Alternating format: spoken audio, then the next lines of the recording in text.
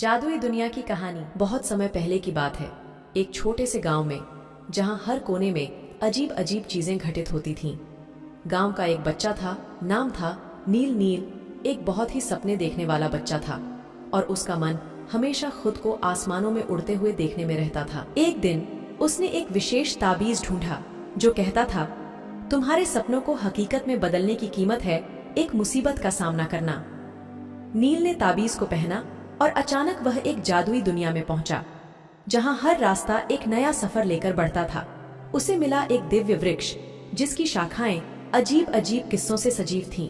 वृक्ष ने कहा, हर शाखा एक नया किस्सा कहती है और जो भी इसमें खोज करता है उसे एक सबक सीखने को मिलता है। नील ने एक शाखा चुनी और एक रोमांटिक कहानी आरंभ हुई। कहानी में था एक युवक विक्रम, जो अपने सपनों की पूर्ति के लिए असीम संघर्ष कर रहा था। विक्रम को देखकर नील को लगा कि उसका सपना भी कुछ ऐसा होना चाहिए। विक्रम की कहानी ने सुनते हुए नील ने महसूस किया कि हर सपने की पूर्ति के लिए संघर्ष करना जरूरी है। नील ने तय किया कि वह भी एक सपने का पीछा करेगा, चाहे जैसी भी मुश्किलें आएं। अगली शाखा ने दिखाई, वह थी एक रहस्यमयी दरवाजा जिसके पीछे एक अनजान दुनिया थी। नील ने दरवाजे को खोला और वहां पहुंचा, जहां एक दिव्य शहर था जिसमें हर चीज में जादू था। शहर का माहौल बहुत ही आत्मा को छू जाता था और वहां के लोग एक दूसरे के साथ मेलजोल में रहते थे।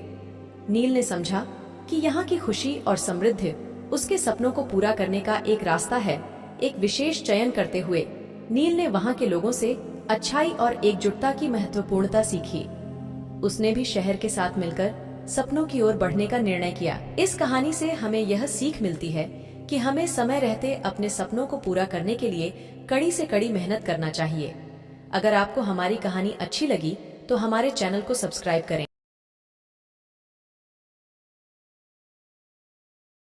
बहुत समय पहले की बात है, एक छोटे से गांव में एक जादुई पेड़ था जिसकी पत्तियां सोने की तरह चमकती थीं। पॉज।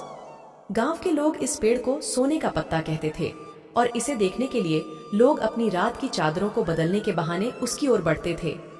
एक दिन गांव का एक बच्चा नामक आर्यन ने यह सुना और उसने भी इस पेड़ को देखने का इरादा किया।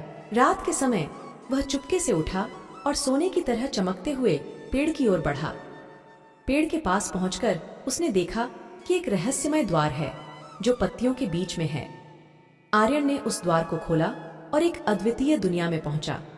वहां उसे मिला एक जादुई महल जिसमें बैठी एक जादूगरनी ने उससे कहा, तुमने मेरे सोने के पत्ते खोले हैं और अब तुम्हें एक विशेष कारगर साधन का चयन करना होगा। आर्यन ने चयन किया और उसे मिला एक जादुई चिराग। जब वह उसे हाथ में लिया तो चिराग ने उसे कहा, जब तुम मुश्किल में पड़ोगे बस इस चिराग को रूबी की ओर मोड़ो और एक जादुई साथी की मदद पाओगे। अगले कुछ महीनों में गांव में एक अजीब सी बीमारी फैल गई। एक दिन आर्यन के दोस्त ऋतिक भी बीमार पड़ा और उसका इलाज नहीं हो रहा था। आर्यन ने यह देखा और महल की दिशा में चिराग को मोड़कर जादूगरनी से सहायता मांगी। जादूगरनी ने उसे एक विशेष दवा बनाने के लिए सिखाया और ऋतिक को ठीक किया। ऋतिक ने आर्यन को धन्यवाद दिया और बोला, तू मेरे लिए जादुई चिराग से विशेष दवा लाकर मेरी जान बचाई। आर्यन ने मुस्कुराकर कहा, हाँ, मगर इसमें जादूगरनी और मेरा यारी भी था।